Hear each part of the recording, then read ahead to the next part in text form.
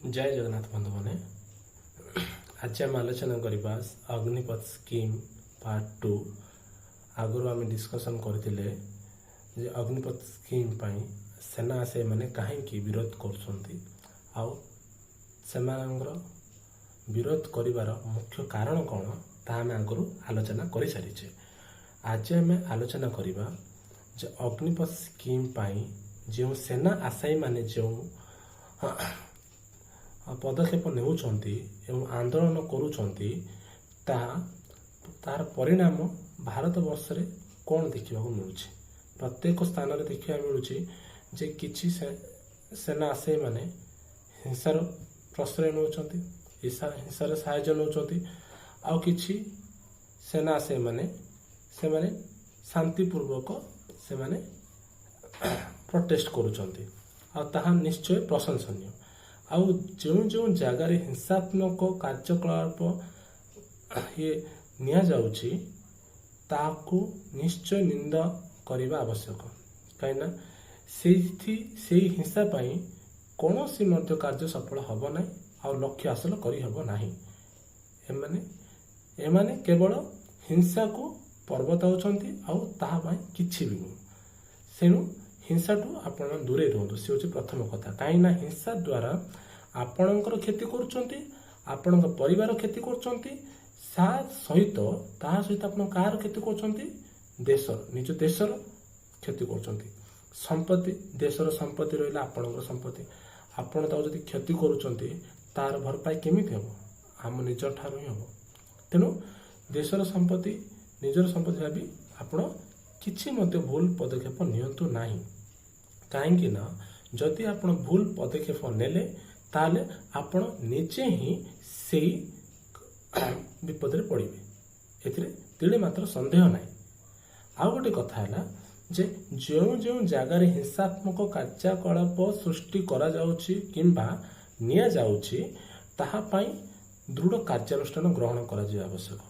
कहीं ना सेना आशायी माने केबे मध्य हिंसा को प्रश्रय दियंती नाही कहीं से माने डिसिप्लिन जानी तो से हाँ सेना आशायी माने किछि तांकर लक्ष्य हासिल पाई से कौन करछंती किछि भूल रास्ता रे चली जाउछंती तो ताहा नियंतुनी से पदक्षेप जमा नियंतुनी कहीं से पदक्षेप बल रे आपण कौन से लक्ष्य हासिल करि परिबे नाही।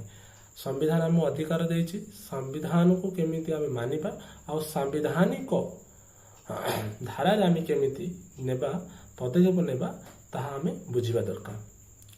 नहले किछि लोक अछंती आपणकर ए छोटिया छोटिया भूल जो किछि लोक अछंती आपनको क्रिमिनाल सजाउछंती, किछि लोक अछंती आपन क्रिमिनाल सजाउछंती कहउछंती एमानकर डिसिप्लिन नाही।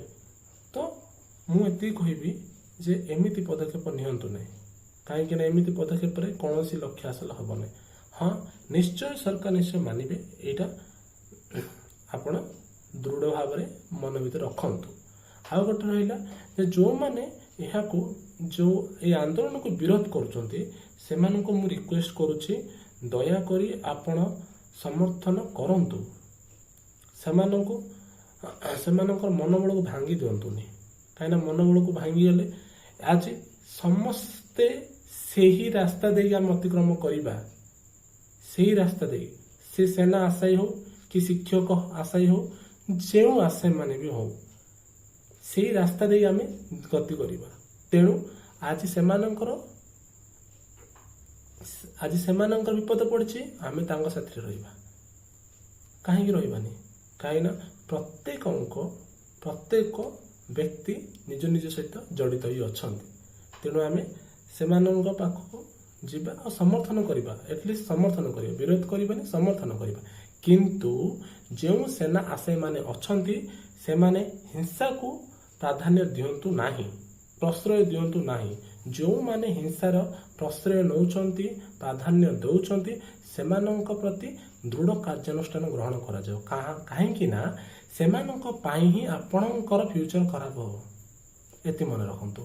एमिति करिले आपण कौन से लक्ष्य हासिल करें अधिक राजनैतिक षड्यंत्र आप सामिल हो किसी राजनैतिक दल पॉजिटिव रिस्पांस भी दौरान आउ सेमानंकु मैं एतिक कहबी जे राजनीति आपण बाहर करंतु किछि मन नै, किंतु राजनीति करी पिलांकर भविष्य नष्ट करंतु नाही, पिलांक सहित खेलंतु नाही। काहेना पिला माने किछि जानि नांती, पिला मानकर एमिति आपण होउछि आपण जो मन भितर आपण रखुचंती जहा रखुचंती सेटा आपण पिलांक ऊपर अप्लाई करंतु नाही। काहेना पिला माने किछि भी जानि नांती, सेमाने केवल चाहंती रोजगार क्षम। और सेना आशय मानक मैं कहबी जे दयाकोरी एमिति पदक्षेप नियंतु नाही।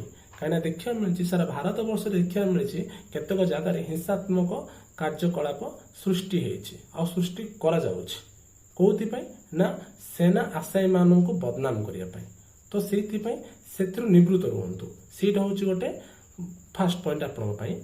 आउ सेकेंड पॉइंट हूँ जो मैंने विरोध करुचंती दयाकोरी आपण माने निजे बुझंतु, निजे जानतु आज सेना आशय मानक पई होईछि, काली आपणक पई भी हेई पारे। आपण जदि कोनोसी चाकरी पई आपण कि कॉम्पिटिटिव पई प्रिपेयर होउचंती ताहा हबनी बोली किछि ग्यारंटी अछि आपण पाखरे। से माने काहे कि प्रोटेस्ट करचंती जानतु, तापर जाई सेमानंको विरोध करिवे कि समर्थन करिवे। आपण जानतु से माने कोन महालिया को माने एमिति से माने बक्का भावले से माने विरोध करचंती कि ना, केबे नु। आपण निजे बुझंतु 4 वर्षिया पई कोनोसी मध्य संभव पर नुहे। गोटे आशय मान पई गोटे नियुक्ति आशय माई आशय पई कोन 4 वर्ष पई से नियुक्ति पाएनी, एति मन रखंतु। आ गोटे कथा हला जो माने हिंसात्मक कार्यकलाप सृष्टि करी हमर देशर धन जीवन नष्ट करुछंती, जो ट्रेन जळै देले किए स्कूल रे जो हमर छोट छोट छुआ माने जाउचंती स्कूल बस को रखिदेले। आज्ञा एति कहबी काहा प्रति आपण अन्याय करंतुनी, काहा को आपण क्षति घटांतुनी, आउ कोनोसी मध्य देशर संपत्ति उपरे आपण क्षति पहुंचाया पई चेष्टा करंतु नाही। काहेना एथि पई आपण निजे ही दायी रहिबे।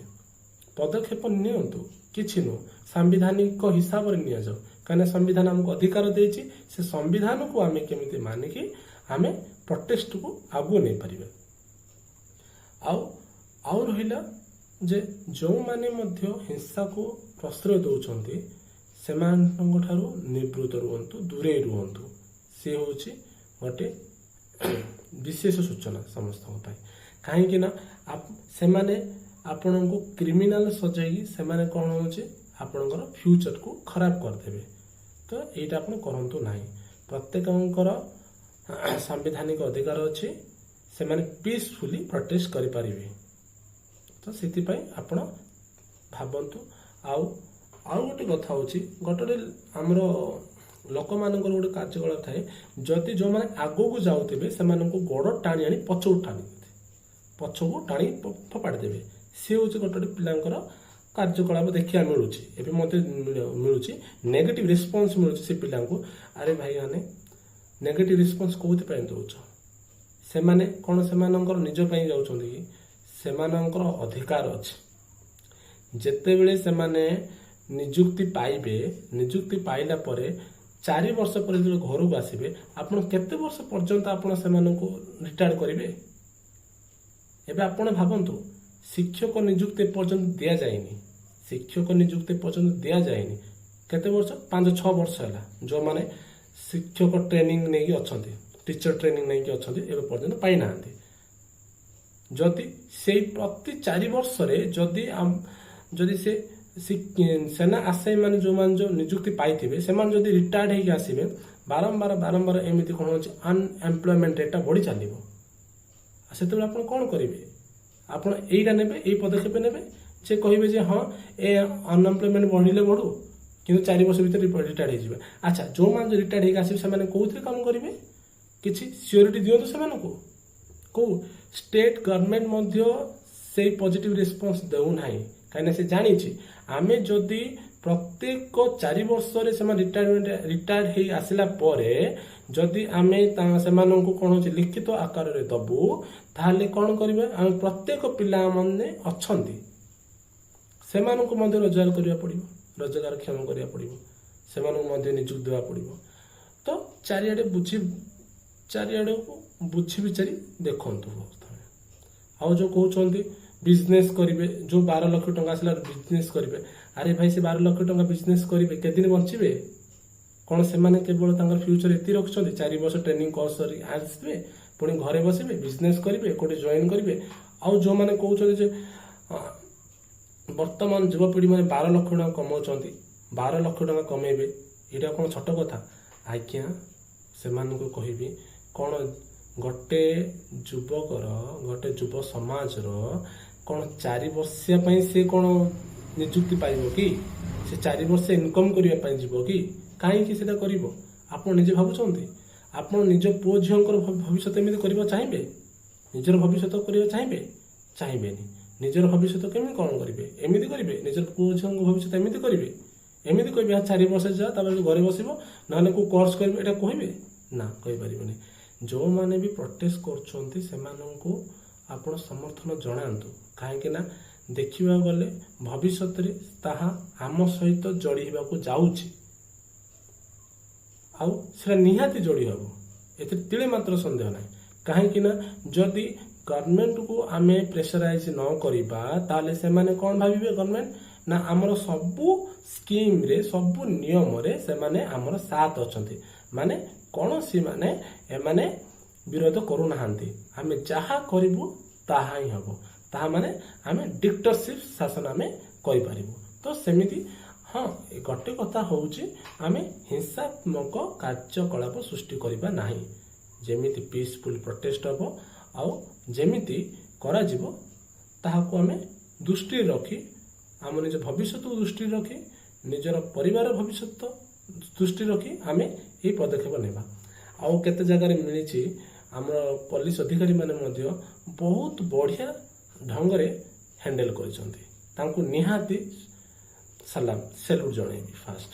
କାହିଁକିନା ସେମାନେ ଯେଉଁ ଟାଇପ୍ର ହ୍ୟାଣ୍ଡେଲ କରିଛନ୍ତି, ନିହାତି ସେମାନେ ସମ୍ମାନର ଅଧିକାରୀ। କେତେ ଦେଖିଥିବେ ନା ପୋଲିସ ଅଧିକାରୀମାନେ ସେମାନଙ୍କୁ ସେନା ସେମାନଙ୍କୁ ବୁଝେଇଛନ୍ତି, ନିଜ ପୁଅ ଭଳିଆ ବୁଝେଇଛନ୍ତି। ନିଶ୍ଚୟ ଏହା ହେଉଛି ଗୋଟେ ବହୁତ ସ୍ୱାଗତ ଯୋଗ୍ୟ ଆଉ ବହୁତ ସମ୍ମାନର ଅଧିକାରୀ ସେମାନେ ବୁଝିଛନ୍ତି, ନିଜ କଷ୍ଟଟା ବୁଝିଛନ୍ତି, ଅନ୍ୟର କଷ୍ଟଟା ବୁଝିଛନ୍ତି। ତମେମାନେ କାହିଁକି ଏମିତି ବୁଝୁନାହ? ସେମାନେ ମଧ୍ୟ ଚାହୁଁଛନ୍ତି, ସେମାନେ ଭାବୁଛନ୍ତି ଆମେ ଯେଉଁ ସେନା ମାନେ ଅଛନ୍ତି ସେମାନେ ମଧ୍ୟ ଗୋଟେ ଛୋଟ ଛୋଟ ପୁଅ କାହାର, ସେମାନେ ମଧ୍ୟ ପୁଅ, ଆଉ ସେମାନେ ମଧ୍ୟ ଚାହୁଁଛନ୍ତି ନା ପିଲାଙ୍କର କୌଣସି ଭବିଷ୍ୟତ ଖରାପ ନ ହଉ। ତେଣୁ ମୁଁ ସମସ୍ତଙ୍କୁ ଏଠି କହି ରଖିବି ଯେ ସେମାନଙ୍କର ଆଶାକୁ ଏମିତି ନିରାଶ କରନ୍ତୁ ନାହିଁ। ଯଦି ଆପଣ ସେକୁ ବିରୋଧ କରୁଛନ୍ତି ତାହେଲେ ଦୟାକରି ଚୁପ୍ ରହିଯାଆନ୍ତୁ। କାହିଁକି ଆପଣ ତାଙ୍କର ଆଶାଟାକୁ ନିରାଶାରେ ବଦଳାଉଛନ୍ତି? ସମର୍ଥନ କରନ୍ତୁ। କାହିଁକି ନା ସମର୍ଥନ କରିଲେ ତାଙ୍କର ମନୋବଳ ଆସିବ, ସେମାନେ ଏବେ ହିଂସାତ୍ମକ ସୃଷ୍ଟି କରିବେନି। ଯଦି ଚାରିଆଡ଼ୁ ଯଦି ତାଙ୍କୁ ପ୍ରେସରାଇଜ ହେବ, ଚାରିଆଡ଼ୁ ଯଦି ସେମାନେ କ'ଣ କରୁଥିବେ ନା ନେଗେଟିଭ ରେସ୍ପନ୍ସ ଆସିବ, ସେମାନେ କ'ଣ କରିବେ? ଆଇଦର କି ସୁଇସାଇଡ୍ କରିବେ,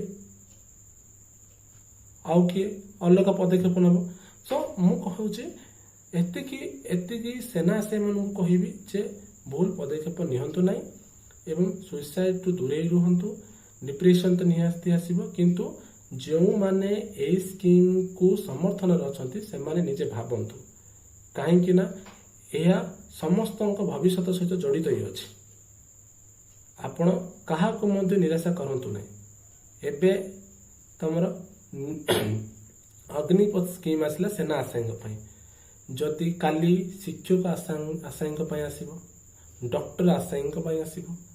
ଏମିତି ଯଦି ଆପଣ 4 ବର୍ଷିଆ କରିକି ଚାଲିବେ ତାହେଲେ ଆପଣ କାହାକୁ ଆପଣ ସମର୍ଥନ ଜଣାଇବେ? ସେତେବେଳେ ଆପଣଙ୍କ ପିଠିରେ କେହି ପଡ଼ିବେନି।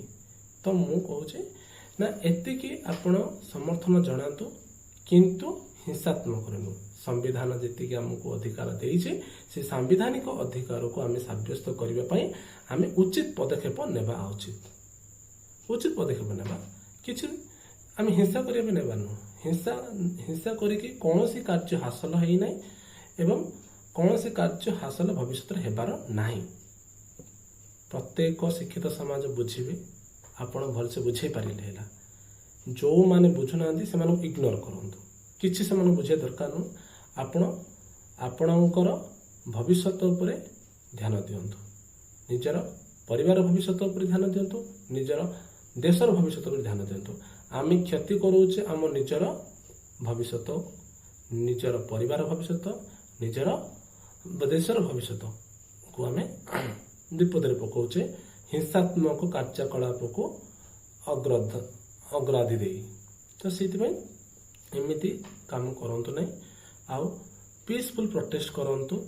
ସମସ୍ତେ ବୁଝିବେ ଆଜ୍ଞା, କେହି ସମସ୍ତେ ଶିକ୍ଷିତ ସମାଜ ବୁଝିବେ, ସମସ୍ତେ ଜାଣିସାରିଲେଣି ସାମ୍ବିଧାନର ଅଧିକାର, ସାମ୍ବିଧାନିକ ଅଧିକାର ଲୋକଙ୍କ ପାଇଁ ପ୍ରଯୁଜ୍ୟ କି ନୁହଁ, ସମସ୍ତେ ଜାଣିସାରିଲେଣି। ତେଣୁ ମୁଁ ଏତିକି କହି ଆଜି ମୋର ବକ୍ତବ୍ୟ ଶେଷ କରୁଛି।